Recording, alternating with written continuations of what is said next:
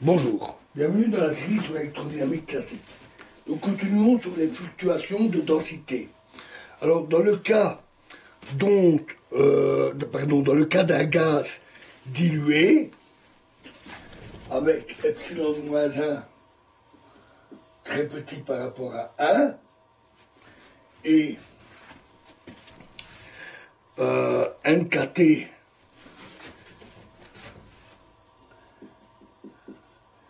bêta t égale à 1, la formule d'Einstein se réduit à la formule de Rayleigh. À l'approche du point critique, bêta t devient très grand, et même infini au point critique.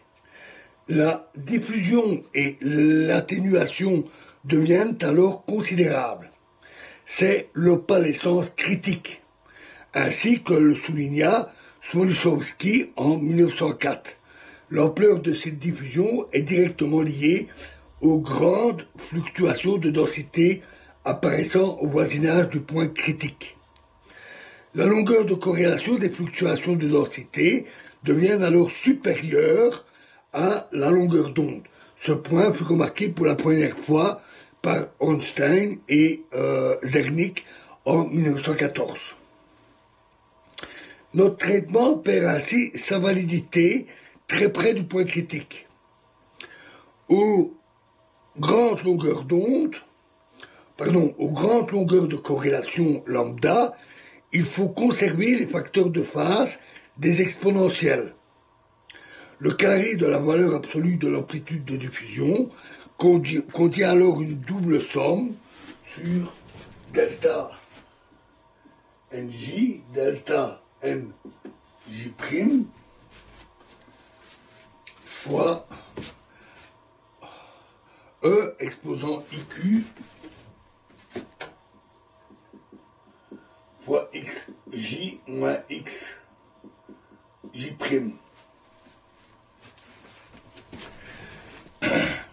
qui peut s'exprimer par une transformation de Fourier de la fonction de corrélation de densité.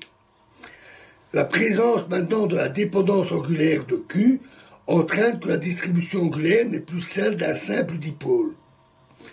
Si on prend une fonction de corrélation de type Yukawa, qui étant E exposant moins R sur lambda divisé par R,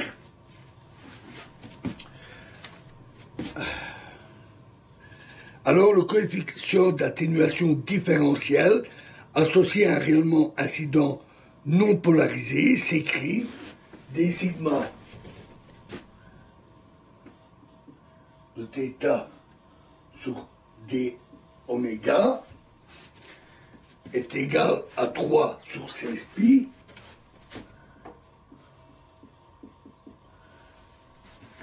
fois 1 plus cos carré θ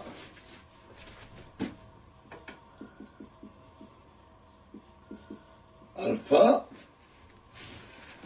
fois 1 plus lambda carré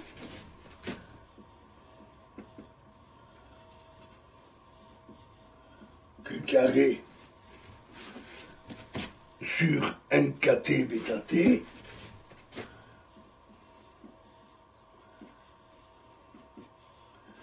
divisé par 1 plus lambda carré Q carré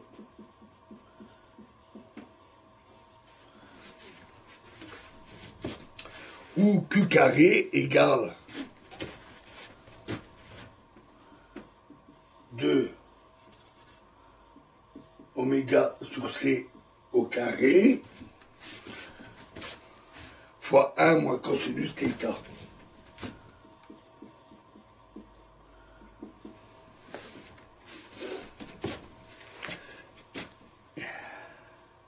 Et où alpha est donné par la relation d'Einstein.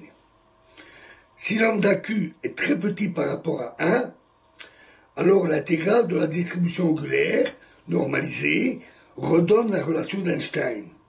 Tandis que si lambda tend vers l'infini, l'intégration angulaire donne une atténuation qui est proportionnelle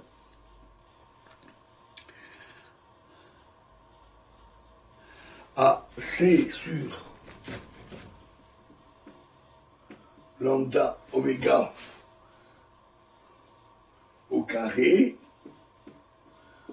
fois ln de lambda oméga sur C